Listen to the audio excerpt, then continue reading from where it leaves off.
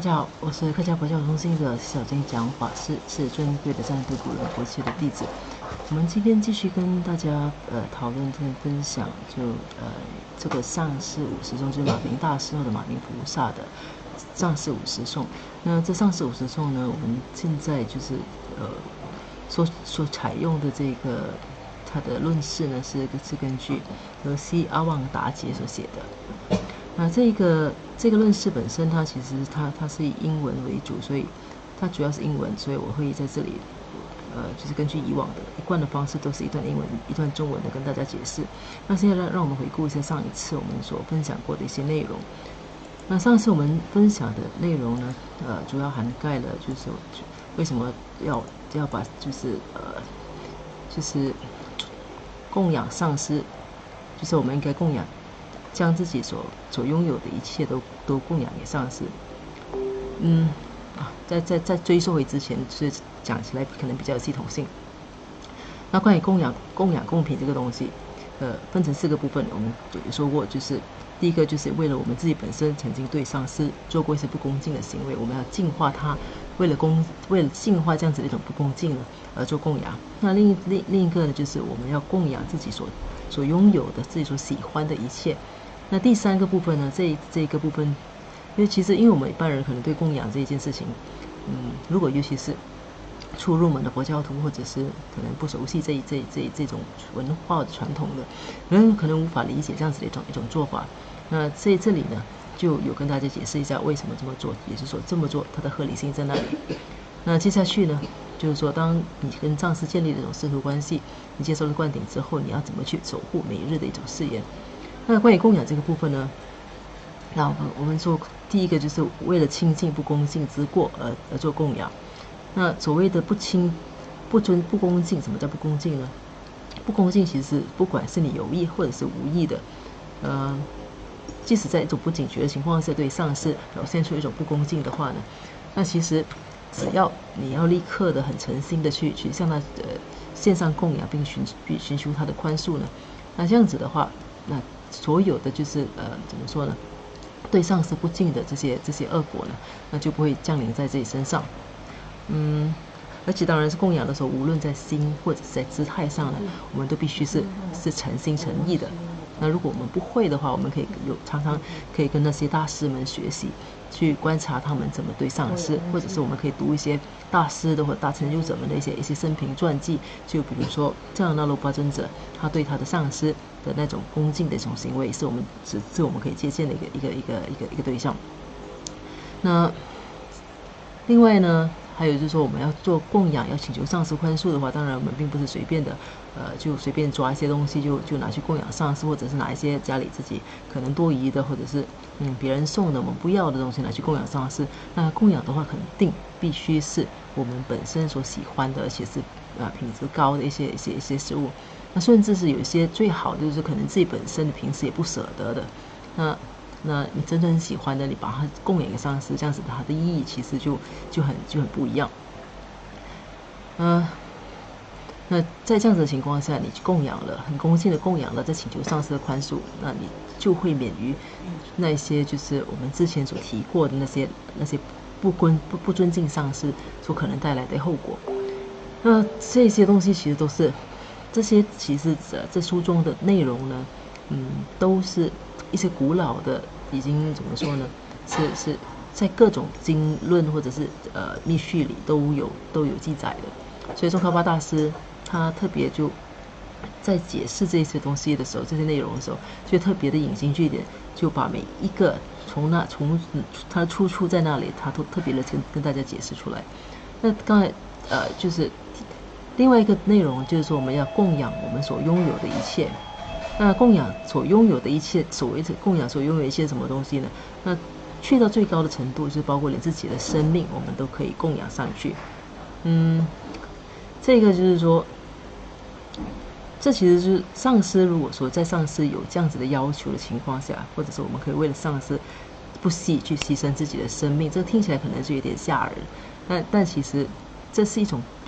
比喻。那就表示说我们对上师的一种珍视的一个心理。那如果说我们真的是能把上师看为跟本尊是一样的，那如果能够把上师当成是佛的话，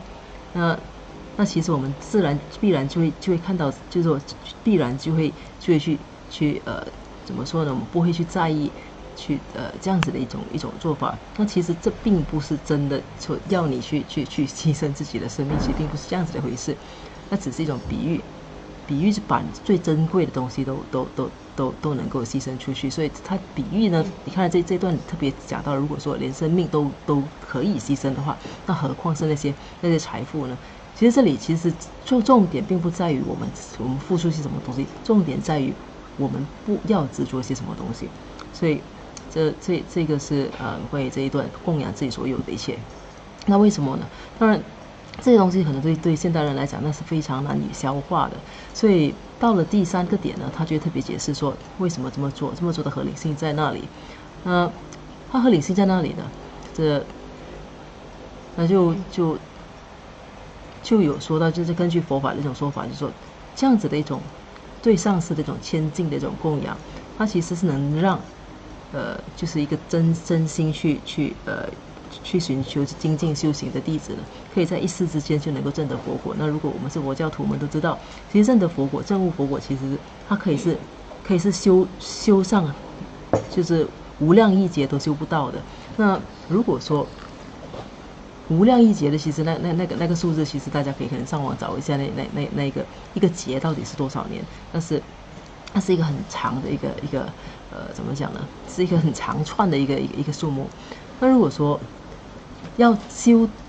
就是一个人要修成佛果的话，需要无量亿劫都未必做得到。那如果说你能够谦敬的去依止你的上师，去供养你的上师的话，你就有可能在这一世，就是在当然是要很精进的修行的话，那你在这一生就可能成就佛果。那这么做呢，是不是能够解释之前我们所说的牺牲，所说的舍弃，是不是显得合理了呢？所以这样子的供养，它的合理性在于，如果说在末法时期的我们，如果我们跟自己的金刚上师能够建立很纯净的关系呢，其实他就有可能在100年之内就证得佛果。在其他情况下，这其实这是很难做到的，所以这是非常难得和稀有的。那接下去第19颂我们有谈到，就是每日守护每日誓言的一种方式。那就要常常遵守我们的誓言，而且要时常去供养诸佛。而且你在守誓言供养诸佛的时候，其实重点在于你要把你的上师视为跟佛是一样的。那如果你把上师视为跟佛是一样，跟众佛是一样的话呢，那其实你在供养上师就等同于你在持续不断的在供养众佛。那到了第20颂呢，就是说，如果我们希望能够达到就是证得佛的一个智慧身的话，如果有这样子的一种就是我们设下这样子的目标的话呢，其实我们就应该跟上师不断的去供养他所喜欢的，我们自己所喜欢的东西，从在最琐碎的或者到最优质的物品，我们都要这样子来供养。那因为这样子呢，宗喀巴大师有特别说，他讲这一点就表示说我们将去实现跟空间里一样无穷无尽的一种就是一种没有止境的、没有边际的一个佛法。就是说，所以如果我们希望能够达到这样子的一种无止境的一种怎么说呢？这个字眼是无法消耗的，是用之不尽的一种境界。讲的其实就是一种证悟的一种境界。那如果我们希望能够达到这样子的境界的话呢，但是表示说我们需要付出的其实是等同的。那就是说我们在供养的时候呢，我们应该把自己所能够供养的都供养上去，那这是取一个因。那这次到第20颂，那第21颂今天就跟大家继续分享这第21颂。第21颂。Giving to your guru is the same as making continual offering to all the Buddhas. From such giving, much merit is gathered. From such collections comes the supreme powerful attainments of Buddhahood. 那21颂呢，在这里，上一期有跟大家稍微念过一遍这个。施供金刚阿舍利，永施所有布达等，所以此世福德能得金刚乘。那这个的意思就是说，我们要去供养我们的上师，是和持续去供养诸佛是一样的。那从这样子的一种供养当中呢，我们累积了许多的功德资粮。那为什么要累积功德资粮呢？因为如果持续的不断的去累积功德资粮，它将会让我们就是终有一天我们能够证得至高无上的一个佛法成就。那它这个的刚才的那个字面意思是这样子。那接下去有稍微有解释。Making offerings to a guru fulfills the requirement of making continual offerings to all the Buddhas, and by doing so, you accumulate the merit that brings the supreme powerful attainments of enlightenment. Since you actualize the highest powerful attainments of enlightenment, what need is there to mention all other ordinary powerful attainments? Obviously, you accomplish this by the way. This and all the other ideas written down by Asvaghosha have various tantras as a source. So now we have finished the first of the 8 divisions of cultivating respect for the gurus, that of making material offerings. 那这个呢，他说，我们供养我们的上师，就等于是在持续的供养诸佛。那这么做能够让我们累积那些能够让我们达至无上正悟成就的一些功德资粮。那如果说我们所做的这一些是能够让我们达到最高的一个正悟成就的话，那其他的普通成就当然那就不用说了，不是吗？那很显然，我们是透过这样子的方式，就是这样子的一种供养来达到这样子的成就。所以马明大师，这个就是说，这些并不是再次强调，就是说听起来可能蛮抽象，但是马明大师所写的这一切呢，也并不是他自己本身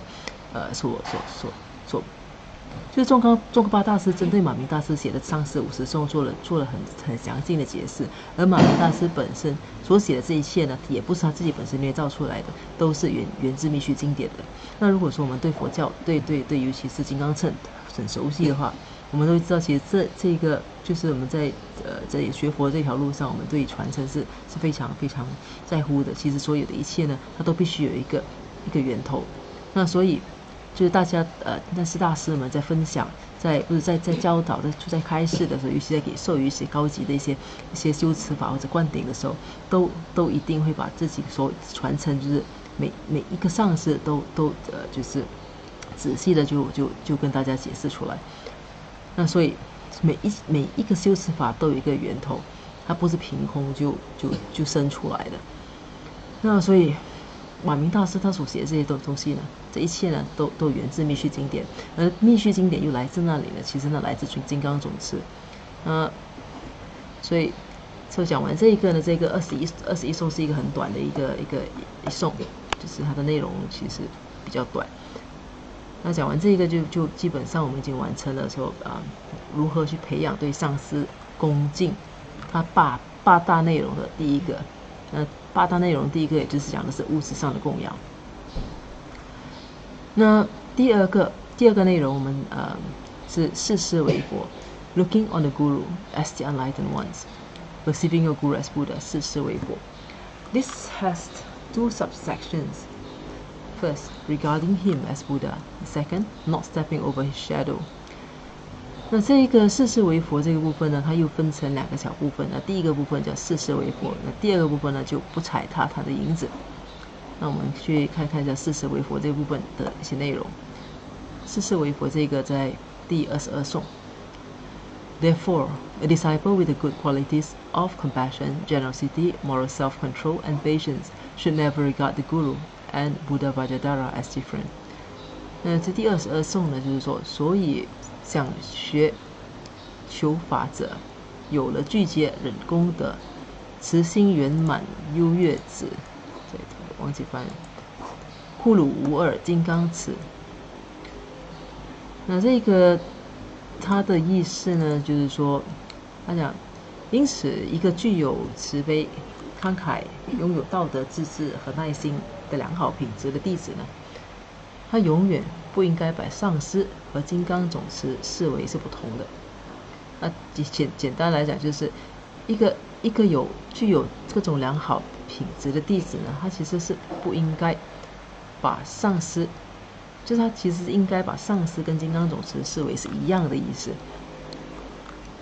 First comes a description of the good disciple, one who has developed the qualities of great compassion, the root of the Mahayana path, who abides by the cultivations of pure morality, and has dedicated his or her body, speech, and mind to the welfare of other sentient beings. The disciple who is preoccupied by working for other sentient beings abides by the 3 types of Mahayana morality and can endure all the hardship of the path, should regard the gurus as inseparable, not separate from Vajradhara himself. 这个他的就是说，他讲，首先我们要描述的其实，就是是一个好弟子，那是一个已经培养了作为大乘的根本的大慈悲品质，而且拥有道德操守，并且将他的身语意都奉献给众生福祉的人。这样子的一个好弟子，已经就是再重复强调，他拥有的一些特质是什么？他已经拥有了大慈悲的品质，就是作为大乘根本的大慈悲品质。因为大乘最着重的就是慈悲，所以这里讲的就是拥有大乘根本的大慈悲品质。慈悲拥有道德操守，就是他能够自制，在道德上是守得很紧的，而且并且将自己本身的身语意都贡献给众生。为了众生，把自己本身的身语也都贡献出去了。这样的一个弟子，那就是一个好弟子。所以这样子的一个弟子呢，他愿意为众生付出，他愿意守着大乘3种道德，而且能够忍受这条路的艰辛的弟子，他是应该把上师视为与金刚总持是无二无别的。As Geshe Pothowa said,Disciples who regard Vajradhara as better than their guru have no possibility of gaining powerful attainments. 正如格西伊波多瓦说的，那些把金刚总持视为比自己的上师更高一等的弟子，是不可能获得强大的成就的。那格西波多瓦他说，其实他这里的意思就是说，我们应该把上师视为跟金刚总持是一样的，其实是一体的，是没有分别的。那如果说我们认为金刚总持是佛，我们上师是一个普通人的话，那就等于说我们把金刚总持视为比自己的上师还要就是还要高级，或者是他的正量会更高。这样子的话，如果我们把金刚总持视为佛，把上师视为普通人的话，那如果我们有这样子的一种想法的话，我们是不可能在修行上会有什么大成就的。This makes it clear that if, while practicing any meditation deity and doing the visualization, you regard the meditation deity and your guru as separate, the deity as a very high and your guru as very low, separate. Because of that great mistake, you won't be able to actualize any powerful attainments, even if you meditate for 100 years. On the other hand, if you meditate on inseparability of the meditation deity and your guru, it is impossible that you won't actualize any powerful attainments. 说这个呢，这里就是说很清楚的就说到，如果我们在观想我们的禅修尊的时候，就是我们禅修，我们接受观点，我们会有一个本尊。那如果我们在做这个本尊的观想的时候，在这种情况下，我们如果将我们的上师跟自己的本尊视为是2个不同的个体，视为是分开的，大部分情况就是我们会把本尊是视为是地位很高的，而把上师视为是很低的。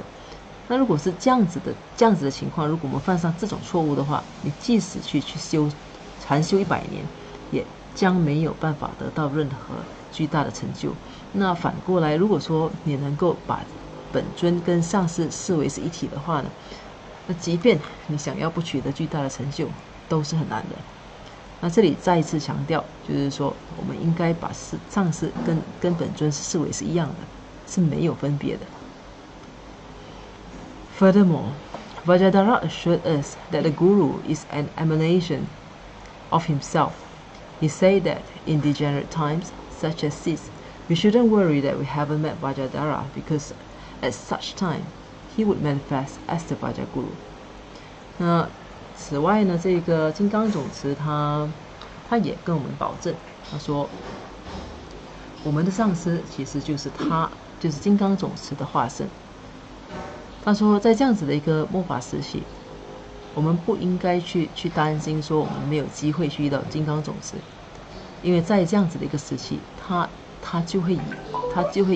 用我们上师的金刚上师的一种身份来化现来示现。Therefore, we should develop the skills of recognizing Vajradhara as our Vajraguru, because that's how he manifests at times like this. 那因此呢，我们应该将我们的金刚上师视为金刚总持，因为在这个时期，这就是他化现的方式。那这一段跟之前那一段，其实是讲的是一样的，就是说，我们应该就是我们在进入这样子的一个修行阶段了，我们其实应该把我们的金刚上师呢视为跟金刚总持是一致的，是一样的，是没有分别的。为什么呢？因为其实这个东西在金刚总持在老早很久之前都已经说了，他讲在末法时期，我将会以你的金刚上师的身份示现。所以我们就是说，我们不知道我们是一个普通人，我们并没有办法去看到，就是即使有佛在我们面前出现，我们没有办法看到，但是我们是应该，只要我们是一个就是在修密的一个弟子呢，我们是应该把自己的上师视为跟佛是一样的。So that's the actual meaning of this subject regarding the Vajraguru as inseparable from Vajradhara. 那总结来说呢，这个主题所要说的，它就是说将我们的金刚上师和金刚总持视为是无二无别的。所以这第22颂本身，它就是它的重点就围绕着视师为佛。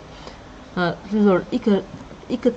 弟子，一个所谓的好弟子，他慈悲慷慨，他能够他拥有道德资质，他很有耐心，拥有种种就是良好品质的弟子呢，是永远都不应该把上师跟金刚总持视为是不同的。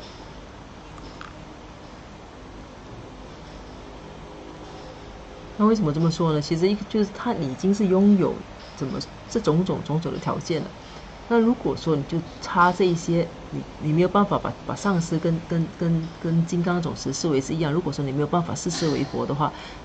那其实就是浪费了就是你的所有的一个好的一个特质。那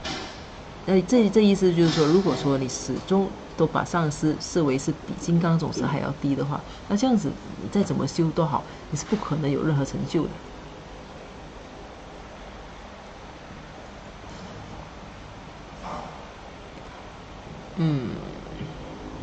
好，那还有一些时间，我们再继续跟大家分享一下这个第23颂。Stopping irreverence even to its shadow, not stepping over your guru's shadow. 那这一个呢，讲的是不踩踏上师的影子。具体的内容我们再跟大家念念。If you should never step on even your guru's shadow, because the fearsome consequences are the same as destroying a stupa, is there need to mention never stepping on or over his shoe or sitting in his place or riding his mount? 第23颂。若足踏过上师也，犹最恐怖如坡塔，渔床坐鞋等之句，莫过获罪，何况说。这个呢，他讲，如果说你不应该去踩踏上师的影子，因为担心那可怕的后果，就跟摧毁佛塔一样，那么我们还需要说，不要去踩踏他的鞋子或座位，或不坐在他的位置，以及不去骑他的座椅嘛，这是一个很直切的一个翻译。讲的比较白一点，就是说，我们其实甚至连上师的影子都不应该去踩过，不应该跨过上师的影子的，因为那个后果呢，其实就像摧毁佛塔一样严重。那既然连上师的影子都不应该去踩踏的话，那更何况说我们去踩他的鞋子啦，或者去坐他的座位啊，或者去抢他的座椅嘛。所以那这里再接下去再多一些解释。The text says that the negativity of doing so is the same as demolishing a stupa, which is one of the 5 near immediate negativities.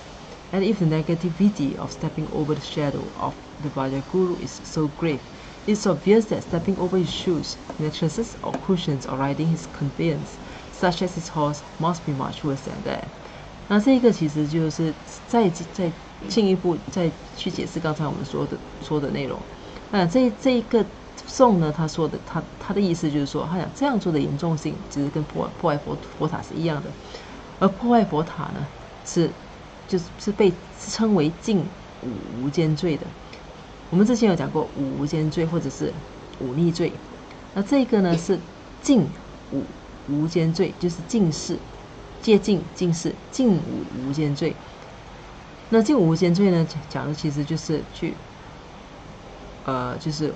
侮辱比丘尼啊、煞见到菩萨、煞有学生家、夺生家之具和拆毁灵塔。那这里拆毁灵塔，它的典故就来自这里。那讲我们这样做的话，其实就等于就是说踩过上师的一个影子呢，它的严重性呢。就等于跟摧毁佛塔一样，那个摧毁佛塔呢，那是属于禁五无间罪。禁五无间罪其实就它只比五无间罪来的就是没有那么严重，那其实也是非常严重的。所以说，如果说踩过上师金刚上师的影子，它的后果已经如此严重，其实就很明显的说，如果我们去踩他的鞋子或者他的床垫或者他坐垫或者是他所骑乘的一些运输工具的话，比如说马，那后果一定是比这个来的更糟糕。The instructions not to step over the Guru's shadow was given by Vajradhara in the Tantras. Lama Tsongkhapa's elaborate commentary on the 50 verses, The Fulfillment of All Hopes, contains many quotations substantiating such advice. This commentary can be found in the first volume of the 18 that make up J. Tsongkhapa's collected works. 那在这个关于不要去踩踏上师影子的一个指示，它是来自金刚总持在密续中所说的话。那宗喀巴大师呢，他在4450颂是弟子满愿论中，他也特别针对这个做出了一些详细的一个评论，还引用许多典故来或者经典或者引文来支持这样子的一个忠告。那这个论示呢，就收藏在宗喀巴大师文集，这18册文集中的第1集当中。那今天我们跟大家分享的是21、22、23颂。21颂呢，它重点就是说，我们应该持续的去供养，应该供养上师，常常供养上师，供养上师，因为供养上师跟供养众佛其实是一样的。为什么要供养上师？为什么要供养众佛呢？那它重点在于，因为供养上师能够让我们累积功德，而这样子的一个功德累积呢，它将能够让我们成就无上的佛果。那这是一个简单的一个回顾。那第二点呢，就是讲这是第22颂，它讲的是四世为佛。四世为佛就分成2个部分，我们今天已经就介绍完了这2个部分。第一个是四世为佛，第2个部分是不踩踏他的影子。这个四世为佛这个部分呢，就是说，一个拥有好的优良品质的一个弟子，慈悲慷慨，拥有道德资质和通有耐心的一个弟子，永远不要把自己的上师跟金刚总持是分开来看待。如果说我们能够把上师跟金刚总持视为是一致的、是一体的，那我们修行就很快会有很大的成就。那如果我们把它分开的话，那即便我们拥有多好的一种个性或者品质等等，我们的修行都很难有成就。这一颂讲的就是四世为佛。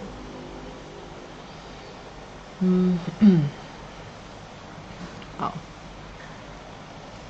那金刚总持在这里还特别说到，其实金刚总持当他知道，就是我们现代人总是想要看到佛，那觉得上师是普通人，佛才是佛。所以金刚总持呢，在早就跟我们说，在末法时期呢，他将化现为上师，再跟我们相遇。所以我们的上师就是金刚总持的化身，我们应该把自己的上师视为跟金刚总持是无二无别的。那这是第22颂。那第23颂呢，就是说我们不应该踩踏上师的影子。那这样子的一个说法呢，它的典故其实它来自金刚总持在密须中所说的。他踩踏上师的影子，它的严重性，它所能招来的一个恶果，其实跟净五无间罪是一样的。那净五无间罪里面讲的就是其中一项就是拆毁灵塔，也就是破坏佛塔。所以说，踩过上师的影子，就等同于去破坏一个佛塔一样。那所以如果说我们踩过上师的影子，他的罪都已经是那么严重，他后果都已经是那么严重，那很显然我们不应该我们就更加不应该去踩他的鞋子，不应该随便去坐上他的床，或者是去骑他所在用着的一些叫运输工具，比如他的马儿等等。这是在古时使用的就是马，那现在讲的就是汽车了。那如果说我们连他的影子都不能够踩过去的话，更何况是去跟他抢位置呢？这样子的一个意思。好，这个就是今天所分享的一个3个内容。